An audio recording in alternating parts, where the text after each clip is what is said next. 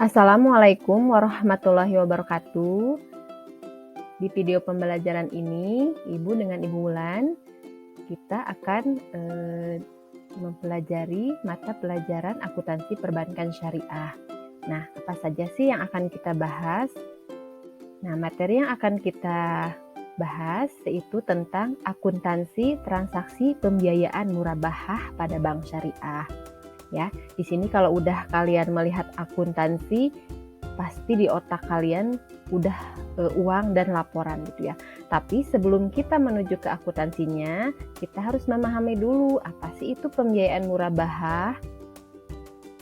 Di sini pembiayaan murabahah itu sendiri itu akad ya, akad dengan akad murabahah yang merupakan salah satu produk pembiayaan berbasis jual beli atau BAI. Akad murabahah merupakan produk yang paling banyak ya digunakan oleh lembaga keuangan syariah untuk membiayai pembelian barang-barang yang dibutuhkan oleh konsumen atau nasabah, misalnya mobil, motor, alat elektronik, atau rumah. Nah, selain untuk kebutuhan pembiayaan jual beli, ada juga akad murabahah itu bisa juga digunakan untuk kebutuhan modal kerja dan investasi ya. Nah, selanjutnya pengertian murabahah itu sendiri ya berdasarkan Fatwa Dewan Syariah Nasional ya Majelis Ulama Indonesia nomor 4 tahun 2000, akad murabahah merupakan transaksi menjual suatu barang dengan menegaskan harga belinya kepada pembeli ya. Kemudian pembeli membayarnya dengan harga yang lebih sebagai laba gitu ya. Ya, jadi di sini dalam akad murabahah, posisi penjual ini yaitu bank syariah harus mengatakan dengan jelas gitu ya harga pokok dari barang yang dijual dan besarnya keuntungan yang dibebankan pada barang tersebut. Misalnya, kalau misalnya nasabah membutuhkan mobil, jadi bank syariah memberitahu kepada nasabah bahwa harga mobil ini misalnya 200 juta dengan laba 40 juta, jadi nasabah harus membayar sebesar 240 juta. Jadi dijelaskan ya kepada nasabahnya. Selanjutnya, landasan hukum akad murabahah apa saja sih gitu ya. Yang pertama di Quran Surat Al-Baqarah ayat 275, yaitu tentang menghalalkan jual beli dan mengharamkan riba.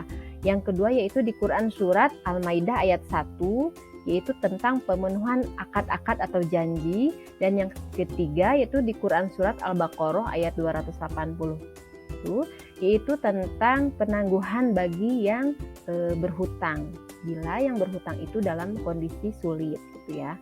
Nah, selanjutnya apa aja sih rukun transaksi murabahah? Yang pertama transaktor. Nah, di sini ya transaktor itu adalah pihak yang bertransaksi. Ada penjual dan pembeli. Penjual di sini yaitu lembaga keuangan syariah atau bank syariah dan pembelinya itu nasabah. Yang kedua, objek murabahah. Nah, objek itu barang yang diperjualbelikan, yaitu tergantung kebutuhan konsumen atau kebutuhan nasabah. Barangnya mau mobil, mau motor atau rumah. Nah, yang ketiga ijab kabul ya. Saya serahkan dan saya terima. Itu ijab kabul dilakukan bagi pihak-pihak yang bertransaksi yaitu bank syariah dan nasabah. Nah, selanjutnya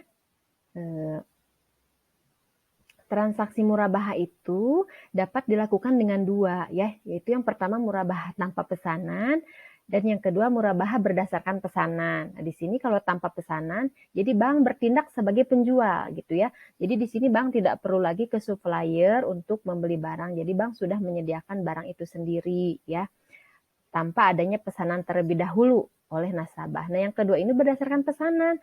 Misalnya, bank sudah ada barang, tapi nasabah ingin barangnya berbeda merek atau berbeda keinginan. Jadi, di sini penjual atau bank syariah dengan adanya pesanan terlebih dahulu dari nasabah untuk memesan ke supplier gitu ya, atau ke dealer. Nah, selanjutnya bagaimana sih alur transaksi murabahah ya? Nah, kalau kita ingin mengajukan suatu pembiayaan dengan akad murabahah, misalnya kita membutuhkan suatu kendaraan gitu ya. Jadi yang pertama yang harus kita lakukan, melakukan negosiasi ya. Antara siapa sih? Antara nasabah dan bank syariah. Lalu kalau sudah negosiasi disepakati, maka akan melakukan akad ya, akad murabahah. Nah, di sini selanjutnya misalnya nasabah di sini akan membeli suatu kendaraan. Jadi bank syariah akan membeli barang kepada pemasok. Nah, di sini posisinya murabahah dengan pesanan ya. Lalu, pemasok akan mengirimkan barang kepada nasabah. Setelah barang dikirimkan kepada nasabah, pemasok akan mengirimkan dokumen kepada bank syariah. Lalu di sini ada kesepakatan awal membayar. Jadi nasabah membayar kepada bank syariah. Mau itu tunai atau secara kredit.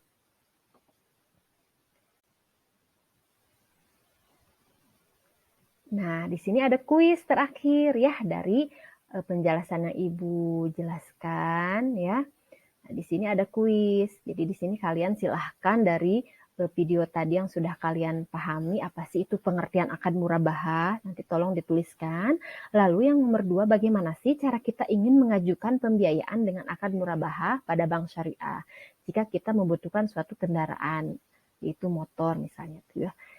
Nah, itu kuis. Silahkan kalian kerjakan di buku kalian. Nanti kumpulkan lewat grup WA ya. Nah, selanjutnya di sini penutup. Nah, terima kasih ya sudah mengikuti video pembelajaran yang Ibu susun. Selalu bersyukur, mandiri, dan berprestasi. Assalamualaikum warahmatullahi wabarakatuh.